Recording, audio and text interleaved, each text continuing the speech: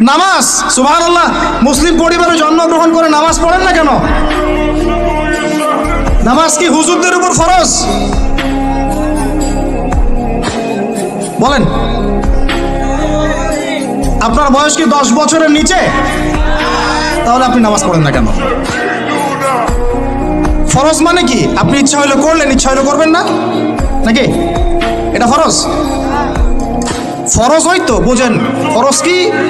ওই যে প্রত্যেক রাতে যে মেয়ের সাথে খষ্টি নষ্টি না করলে আপনার ঘুম হয় না, ওইটা হচ্ছে ফরজ।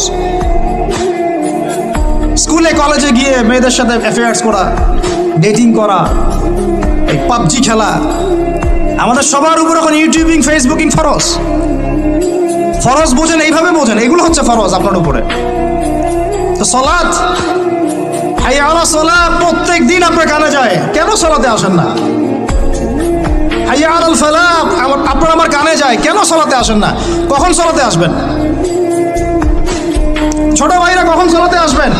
যখন আপনার বয়স হবে 50, ওই সময় এসে প্রথম কাতারে চেয়ার নিয়ে দৌড়দৌড়ি করবেন। আমরা যখন মসজিদে যাই, প্রথম কাতারগুলোতে প্রথম 2টা কাতার থাকে বয়স্করা, বৃদ্ধরা, যুবকরা নাই। আর ওই সময় চেয়ার নিয়ে মারামারি, কারণ এখন তো সেজদা দেওয়ার মতো শরীরের ক্ষমতা নাই। আর কে আগে চেয়ার দখল করতে পারে, ওই হচ্ছে